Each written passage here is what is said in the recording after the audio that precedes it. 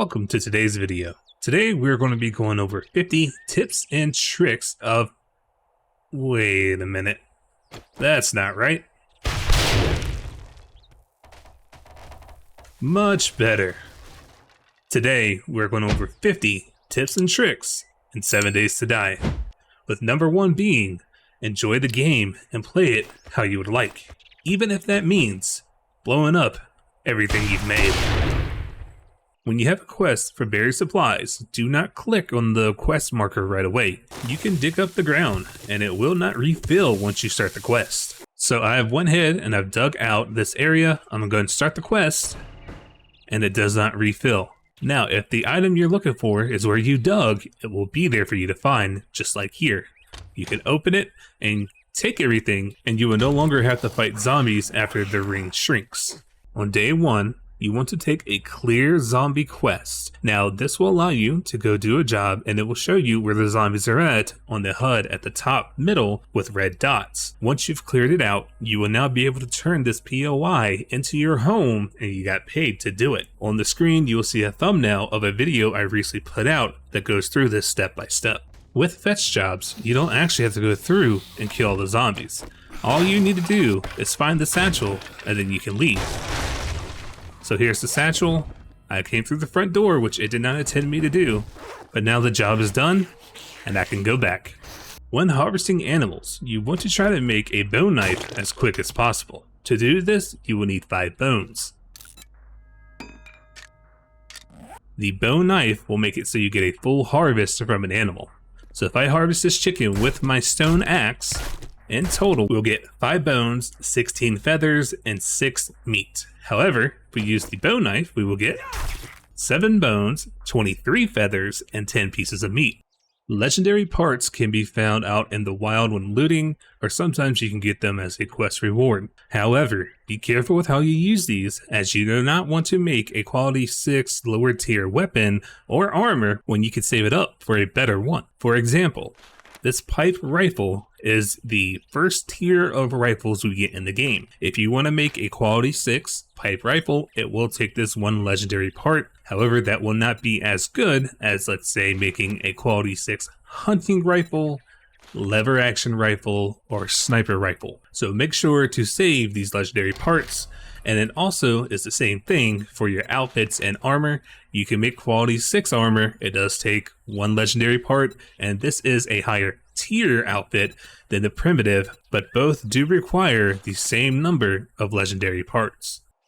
While you are exploring, if you do find any nest, make sure you do pick them up, because you can find feathers inside the nest, which will make it so you can build arrows, but also you can find eggs, which will help you make bacon and eggs. While exploring, you also want to keep an eye out for stumps, as you do have a chance to harvest honey from them, which can help to get rid of an infection. When starting the game, you can use the challenge system to help you find stumps. All you have to do, go to challenges, come down here under harvesting to honey, you click on track, and then if you run by any stumps, it will highlight it with this icon. If you see these wood stacks, make sure to harvest them, as you will get more wood from this 1 stack. If you find these stone pallets when out exploring, make sure to harvest them, as you will get more stone from this 1 pallet than some rocks. In 7 Days to Die, we now have 4 different types of armor we can wear. We have a helmet, an outfit, gloves, and boots. If you do have a full set of the same armor, you will get a full set bonus, as seen here on the screen, where a full assassin set will make it where you become hidden faster. However, do not feel like you have to do a full set bonus.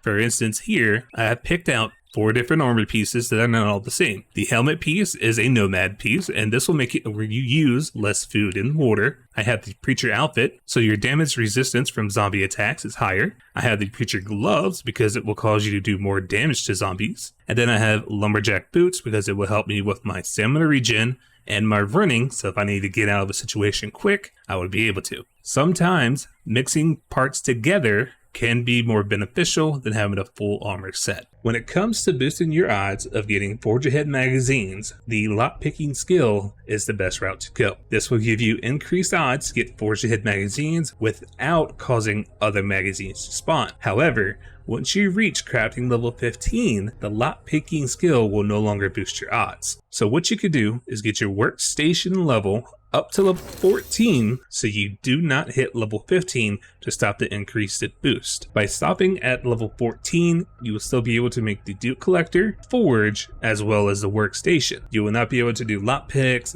bellows, or an anvil, but the bellows and anvil can be purchased from the trader. Now, what you want to do is you want to stockpile your Forge Ahead books, and then once you have enough to where you're happy, you can go ahead and make a nerd outfit. The nerd outfit, when it is at a quality 6, will give you a 50% chance of getting an extra skill point when you read your book. So you can stack up Forge Ahead books, read them with the nerd outfit on, and gain more points than the number of books you have. Whenever you go up to a POI or you're doing a quest, at the top, you will see the name of the POI as well as a skull marker underneath. This will tell you what level this POI is. This will cause your loot stage to increase. If we look here, when I'm at a tier 3 POI, my loot stage is currently at 11. However, if I run into the road, when I'm no longer near the POI, my loot stage will drop down to 2. So POIs will increase your loot stage. Going to different biomes would also increase your loot stage. What you can do is you can build a horde base wherever there's a POI at. If you want to go to a higher level POI that has more room, you could build there. Then any loot bags you pick up from Horde Night will have that increased loot stage. You can throw a small stone to make a zombie go in a different direction and not come near you. They will follow the noise that the stone makes. The parkour ability can really help you get out of tough situations. So what you want to aim for is parkour level 2. This will allow you to jump higher, and if you fall a certain distance, you will take less damage. So as we'll see here, I have no points into parkour. I could jump on this one block.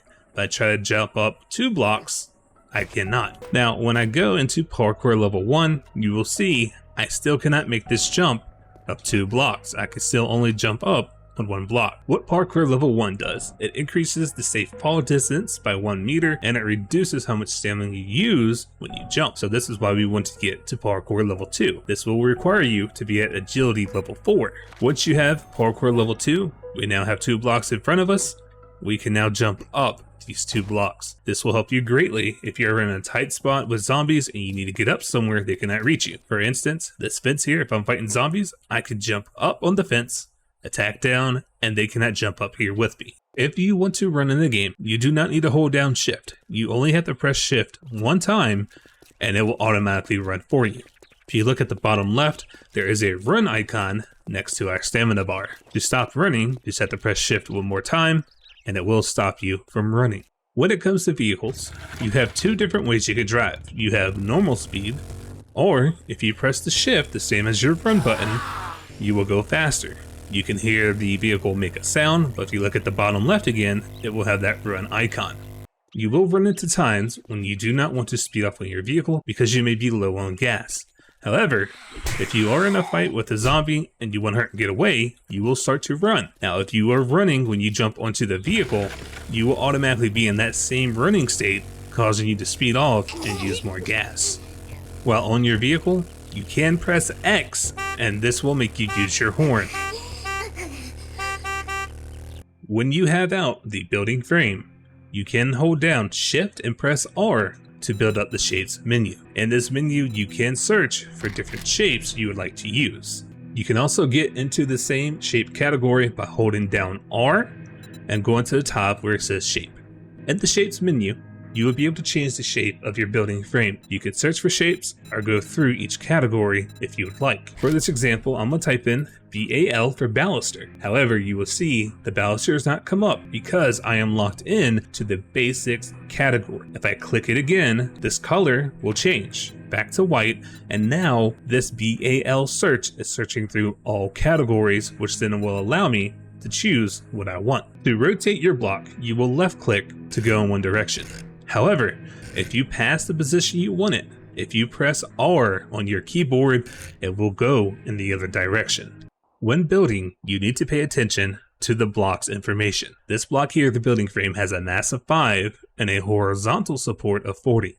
You can build with this block or any block as high as you want without having to worry about stability. The stability kicks in when you go horizontal. Each building frame is 5, so that means you can build out a total of 8 before you have issues of everything collapsing. Now this will change depending on the block you use. So for the frame block, it was 5 and 40. That's the same for the wood. However, if you go up to a cobblestone, each block is now worth 10 and has a support of 120. Concrete has a mass of 10, support of 120, and steel has a mass of 20 with a horizontal support of 300. So whenever you are upgrading, you do want to make sure all of your support blocks are upgraded to at least the material you're wanting to use for your other blocks, if not higher. What I mean, in this instance, you will see I have this shape built out, and I can put a block here and we are fine. However, if I use a cobblestone block to put one up here, you will see everything has fallen because our original support was not strong enough to hold the weight. When you are building, you will see that the outline around your block will change. As I go out further, the block has now turned yellow. A pink block means if you put this block here, everything will fall down. In 7 Days to Die, you may hear the term called nerd pulling. What that means is you use your blocks to pull all the way up to the top of a building or to a different area you want to go to. Now, when you nerd pull, you put down a block, jump on top, and all you do is jump and place a block. That's all you have to do. If you are going to do this, I do recommend about 4 blocks high, put another block that connects you to whatever building you're trying to jump across. So that way you can keep going up and you will be safe. The reason why I say this is because if you're down here, zombies will come and attack this block at their height. If they attack this block and it disappears,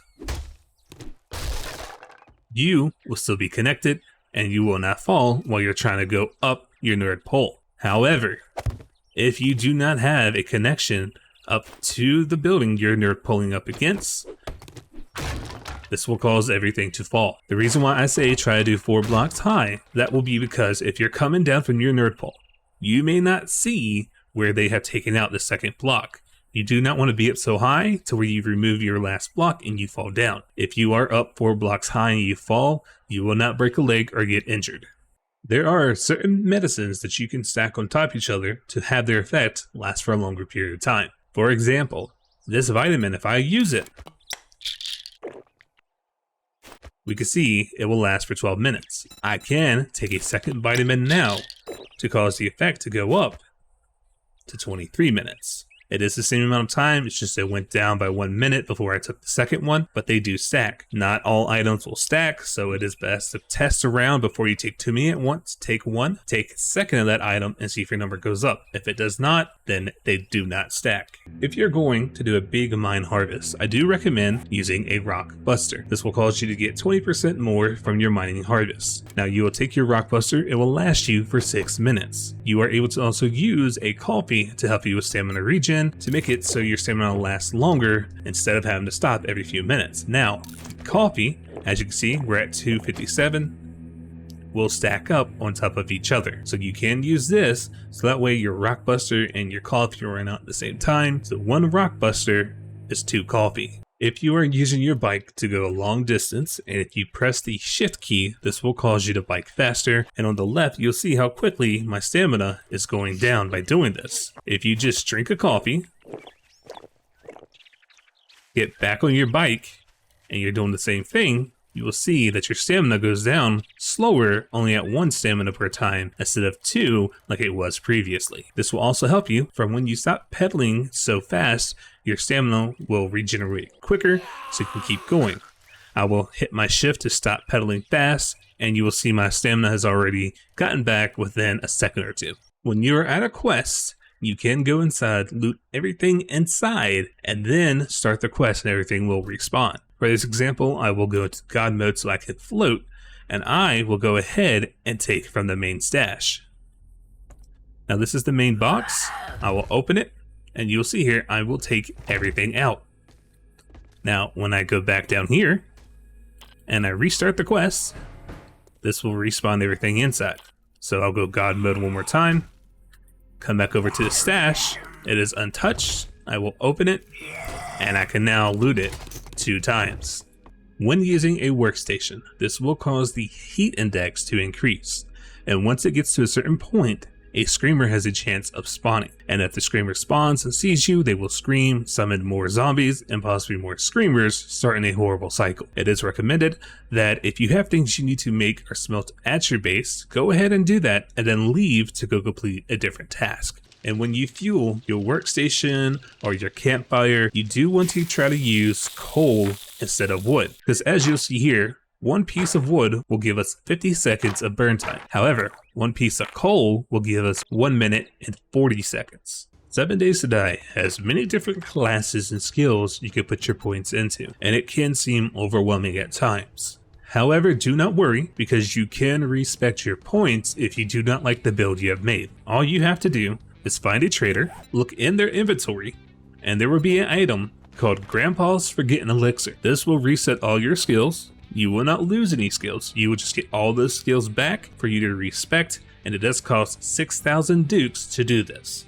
When doing a quest, you cannot get too far or you will automatically fail. Now I will start this quest, but if I go too far, we will have a red boundary show up to let me know I'm about to fail. However, this does not show up and give you a lot of room for error. So you will see, this will now tell me if I go past this red barrier, I will fail my quest. So I will step over, and you will see I have now failed. So keep an eye out, because if you are near that red barrier, you need to get back into the POI area or you will fail. If you have a helmet light mod, you can press F on the keyboard to turn the light on and off. You will also use F to turn the light on and off your guns if you have the laser sight mod.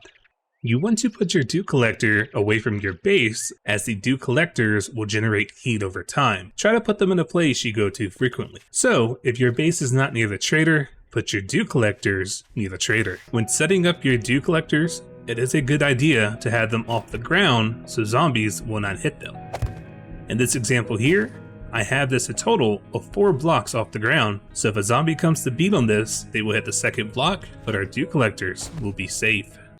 You do not need to make a steel shovel in order to one-shot the dirt blocks. Here I have a level 5 iron shovel with 3 mods on it. The only mod you really want to have is the Grave Digger mod, as this will give you extra damage to the dirt. The Structural Brace mod makes it so your shovel deteriorates slower. The Weighted Head mod is just an extra mod put on here to increase the damage with your shovel. You can also increase the damage done by your shovel by increasing points into Minor 69er, as this will cause your block damage to increase every time you spend a point for this skill. Now in this example, I have no points into Strength or Minor 69er. However, you will see I am still able to one-shot blocks with just this combination.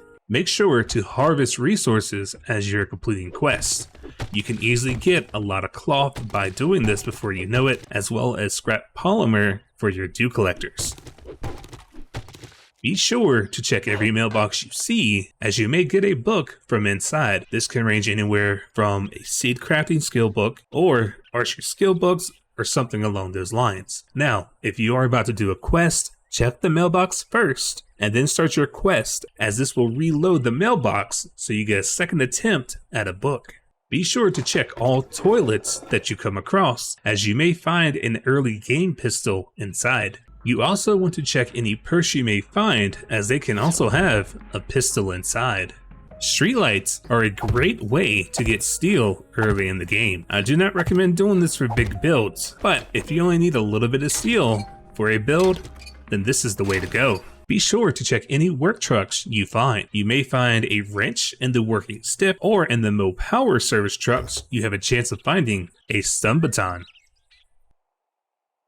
If you are over encumbered, you can break down items inside your inventory to stack them together. For instance, brass radiators, when scrapped, will scrap down to brass. So if you already have brass in your inventory, scrap down the radiators so they will stack to free up more space in your inventory. If you do not like the list of quests you are given by the trader, you can exit the game, then go back in, and you will have a new list of quests. When completing an infested quest, you will find an infested cache. Now these containers can be found out in the world, but the same thing will apply. When you loot this container, you want to leave at least one item inside. So we'll take everything out. And now you can wrench this container to get steel. And then whatever was inside will drop out inside this bag. Now, you can just leave everything inside and wrench and wait for the bag to drop. However, I just don't want a chance losing everything, so I usually leave one bullet inside just in case something goes wrong.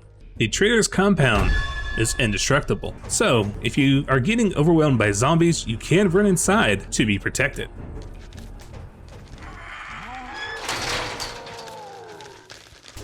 These zombies will never be able to break through, and you can find a way to attack from inside. For instance, if you have a gun, you could shoot them. Or, if you just don't want to deal with it, go find a different exit and run away.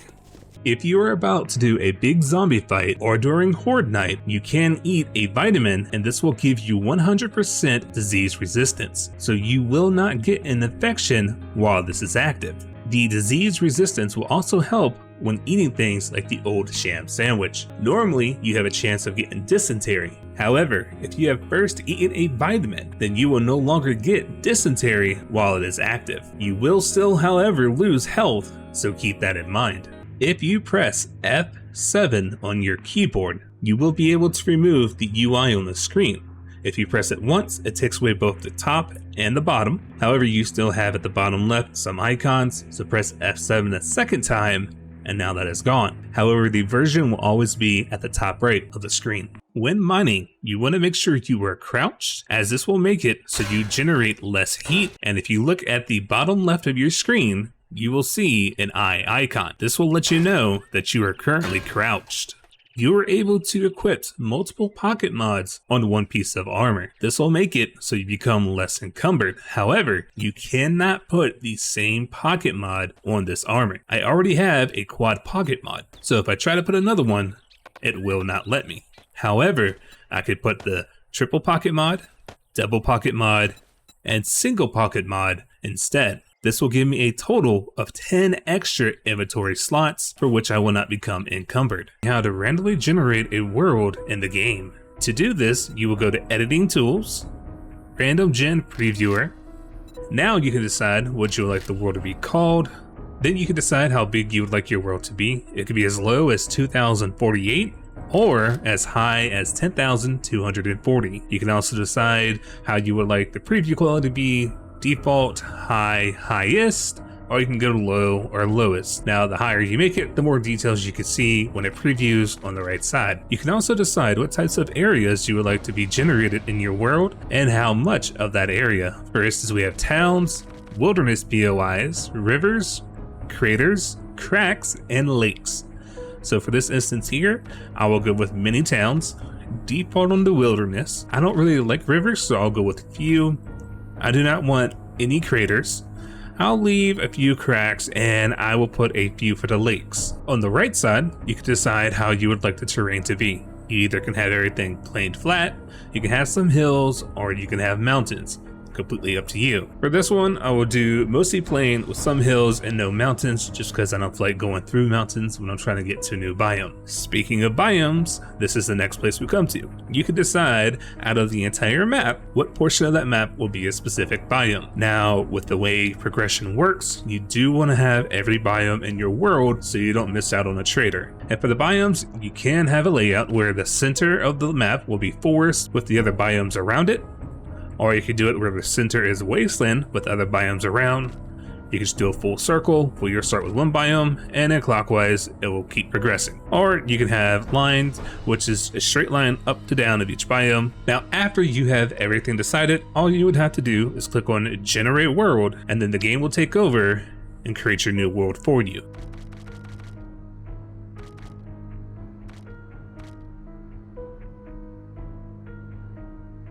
When you are creating your new world, you do want to pay attention to what it's called right here, because when you go to make your world, it will not show the world to the 50 tips. Instead, it will say something at the top middle, as in mine, it says New Penisa Mountains.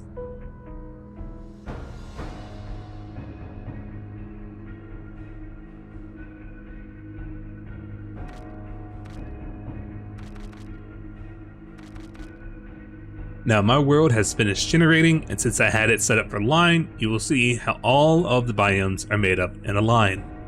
And while you look at the preview, it will show you where your towns are at, some of the cities, and all these other white dots are the different POIs in the wilderness. Now, to set up a new game, from this screen, I can click on New Game, and now it will bring me to the New Game screen, where it will show the game world that I just created. Notice how it does not say 50 tips for the world seed that I had before. So on this screen, you can name your game session. You will be able to choose your game world, which is what we created. It shows the map size, and it also shows chunk persistence. On the right side, you can decide if you want this to be a public server for others to join. You will also see a lot of different settings, but the main ones people will usually go to first and foremost is difficult setting. Scavenger being the lowest setting, with insane being the highest. You can choose from a variety, but when you first start, it will default to adventure. You can also decide if you want to gain more XP or less XP from doing things and killing zombies. If you do gain more XP, you will get stronger quicker. However, the zombies will also do the same. You are able to decide how quick you would like a 24 cycle to go. Now in this example, this means it would take 120 minutes or 2 hours in real time for a full day to cycle through in the game. You are also able to decide how long you have daylight for. This can go as low as 12 hours or as high as 18 hours. In the basic setting, you'll be able to choose how often Horde Night happens.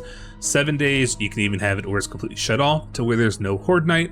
You'll be able to choose exactly when you're notified of Horde Night, and you can also determine how many zombies will spawn at max during Horde Night. Now keep in mind, when you do first start off, even if I have this set all the way up to 64, because of my game stage, it may not actually spawn 64 zombies at once. It will also let you determine the different movement speed of the zombies, going from a normal zombie up to a feral, and whether they have feral sense. With feral sense, it will increase their ability to sense and hear you, so they'll find you quicker. You can also determine if you receive airdrops. This can go anywhere from being disabled, or you can get it every 7 days or every day. Airdrops will usually have some good items to help you out, and you can decide if you want the airdrops to be marked on your map. Under advanced settings, you can change things such as block damage. So if you're starting off, you want to do more damage with your axe when you hit a block. Instead of doing the normal amount, you can increase the player block damage as high as 300%, which will help you break down stone or break into chests a lot quicker and easier. You can also determine if the zombies do more damage to blocks as well. Loot abundance means you'll either find more loot or less loot than normal if you change that. You can decide how long it takes for loot to respawn. The lowest amount is 5 days, highest amount is 50 days, or you can just turn it off. When you die, you can decide if you would lose anything from dying, if you'll be injured, permanent death, completely your choice, as well as what you will drop when you die. You either can drop nothing, toolbar, backpack, or everything. Drop on quit is whenever you leave your world. Everyone has this defaulted to nothing. I recommend leaving it there. Creative mode will allow you to go in and change different things in the game, or spawning different items in the game that you normally would not have. We'll touch on that later on in the video. By default, this is off. Now, if it is off when you start, you still can turn it on in game. Daily quest progression limit is something that was newly added to 7 Days to Die, and this will determine how many quests will count towards your overall progression in one day. It's defaulted at 4, but you can change it to unlimited, which is what most players do. And the last tab will just go over different settings for multiplayer, if that's the route you decide to go. For this final section, I will go over some bonus tips. These will all be about getting administrative access to your game. To open the command prompt, you will press F1 on your keyboard. From here, you can type in CM to open up the creative menu. This will allow you to open up a menu to spawn different items into the world. To get to the creative menu,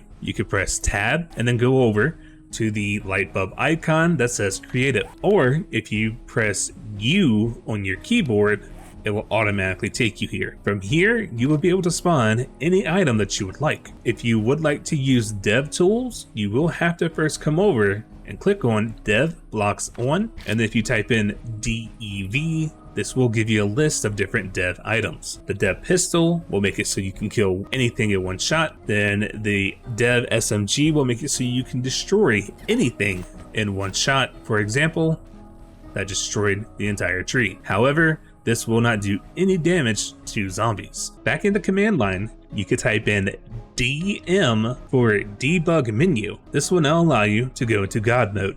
If you press Q on your keyboard, you will see God mode has been enabled. Now what you can do with God mode, you will not lose any hunger or thirst, or you will not lose any health when attacked or use stamina. If you press the spacebar, you will begin to fly upwards.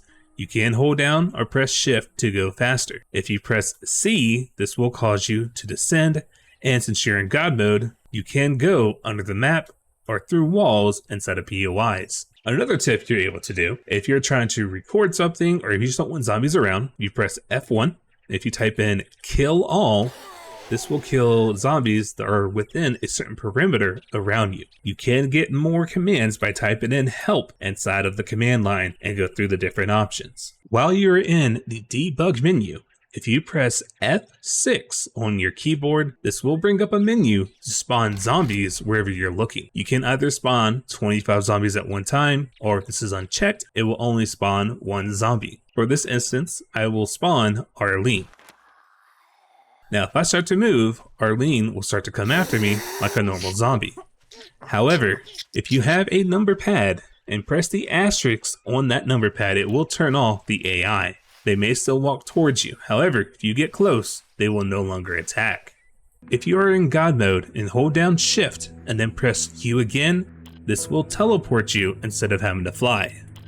You can also open your map and go to a location, hold down control and then right click, and this will teleport you to wherever you're looking. I hope you did enjoy this tips and tricks video, and hopefully it taught you something new. If you do have any other tips or tricks that were not mentioned in the video, feel free to leave them down in the comments below to help other players out. If you did enjoy this video and like the 7 days to die content, please feel free to leave a like as well as subscribe, as we will have more guides in the future, as well as continuing our Lost One series. Thank you so much for watching, and I hope you have a great rest of your day.